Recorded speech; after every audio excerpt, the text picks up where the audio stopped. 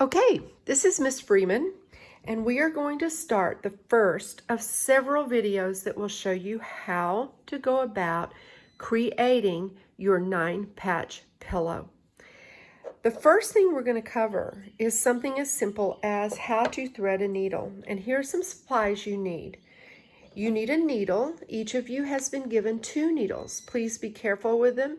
When you're using them, you use them carefully. When you finish using them, you put them back into your pincushion so that you do not lose them on the carpet or the rug at your house and then find them with your toes. That's no fun. So always take good care of your needle. You also need your thread. You need a pair of scissors, and it helps to have a ruler of some sort.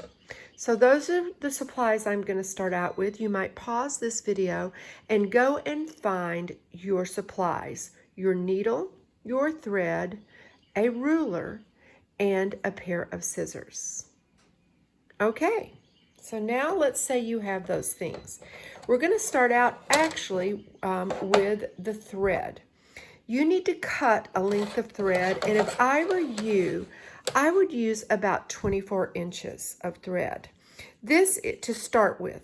The longer your thread is, the harder it is to manage your thread, and the more it will tend to knot up on you. So here is one length. You can see it. There's 12 inches of thread, and then I'm going to roll out another 12 inches of thread. And then I'm going to cut it somewhere around there. It doesn't have to be exact, but this is about 24 inches of thread. When you cut the thread, cut it at an angle and make a little point on that end of the thread. All right? And then you're going to get your needle. Let's push this back. You're going to study your needle. Your needle has a hole in it called an eye. You can sort of see the open space in that needle on this video. You're going to take the thread and you're going to hold it very close to the end that you just cut. Very close. Almost like just a little like you can stick it through this opening. The biggest mistake people make when they're learning thread and needle is trying to do this. You cannot make this kind of loopy piece of thread that's going to wiggle and move on you. You can't make it go through the eye of the needle if it's too long. So back that thread up. Get it where the point of it is almost in between your fingers, where when you roll your fingers back and forth, it's like a little snake sticking out its tongue. That's what it reminds Miss Freeman of. Now you know. Then you hold the needle in front. There's my dog. And you roll it into the needle. And you hold it, and then with the other hand, you pull that thread through so that the thread goes through the eye of the needle. Let me show you one more time what you do. All right, so you've got your needle with you. You're going to take your scissors and cut the tip of the thread at an angle. Believe it or not, that helps a lot. You're going to hold that thread extremely close between your fingers, and even practice this a little bit, like the little snake or little lizard sticking its tongue out. Then hold the needle close and aim that tongue for the eye of the needle. See, I missed that time. So I missed a second time. 3. Took me 4 tries, you guys. 4 tries. Don't let that bother you. Hold it there, reach over and get it, and pull it in to your needle. Okay? So you might want to stop the video right now and get to that point, all right, of getting the thread into the needle. So the next thing is to tie a knot in the end of the thread. Now we're going to sew with a double thread because you are beginners. And so I want you to get both of the ends of the thread exactly even, like this.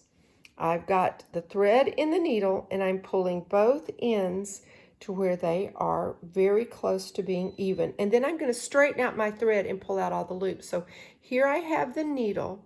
The thread goes through the needle. I have a double strand of thread, and here I am back at the other end. Now, I'll be honest, there are 2 ways you can tie a knot pretty easily on the very end of this thread. I'm going to show you both ways. You can watch them both and then decide which one is best for you. In each of them, you take your pincher fingers, your pointer and your thumb. I am right-handed, so I'm going to hold the thread in my right hand, and I'm going to do my pincher and my thumb, and I'm going to put the ends of those threads on the pad of my pointer finger, and I'm going to hold them in place here. All right? Then I'm going to take the needle, and I'm going to hold it in place right by that. So I've got the ends of the thread and the needle held. Then I'm going to take the piece of thread that is the end of the thread, and I'm going to wrap it around the needle 1, 2, 3 times. And I'm going to hold that in place too. I'm going to hold that in place too. Then I'm going to move my fingers up to where I'm holding that little twist in place, and I'm going to slowly pull this thread all the way through. And guess what I have on the end of my thread? I have a knot, and it's a knot that will hold. All right, now I'm going to do that again one more time. I'm going to cut off this knot. So remember, we put a piece of thread into the eye of the needle, and then we made the two ends very even. You put the ends on the pad of your pointer finger. Let me get this closer. Then you pinch that and you hold it in place. Then you take the needle eye and put it in place there too. So you've got the thread going across and the needle coming out. And then you're going to take the piece of thread where it's closest to the end, and you're going to wrap it 1, 2, 3 times around your needle. You can even do it 4 times for a larger knot. Push that down and hold tight. Don't let those come out. And then pull that needle into those loops. When it gets all the way through the loops, look what you have at the end of your thread. You have a wonderful knot. See, I did 4 times, so that knot's a little bit bigger. You can trim it. Don't trim it all the way to the knot. Always leave a little bit. And now you would be ready to sew. All right, you have a threaded needle, doubled your thread, and you have tied a knot in the far end of your thread. That's one way to do a knot. I'll show you another way. I'm going to cut this knot off. This starts out like the other one. You go ahead and thread your needle. You even up the ends down here. You go ahead and rest that thread on the pad of your finger, just like we did before. You don't let it stick out. You want it to be right between your finger and your thumb.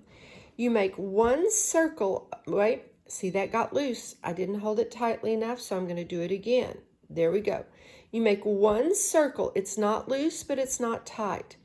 And then you use the pressure of your thumb to push down and roll the threads forward on your finger. It causes the loop around your finger to twist.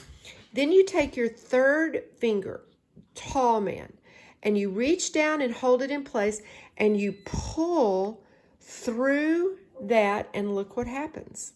It is a knot. I'm going to show you that knot again. That's called a rolled knot, okay? I like them because they're fast. So the end of the thread goes on the pad of your finger. You trap it with your thumb. You make a circle around your finger, and now you have the loop around your finger only. The thumb is only holding it in place. Then I'm going to press hard with my thumb and finger, and I'm going to push and roll those two threads together. You can see that they make a twisted loop. I'm not letting go. Notice I'm not letting go of that twisted loop. Then you reach up above the twisted loop, pull, and there you have a knot in the end of the thread.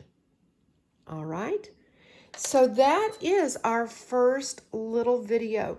2 ways to tie a knot into thread after you have threaded a needle. Thank you. Hope you find it easy enough. If you don't, just keep trying.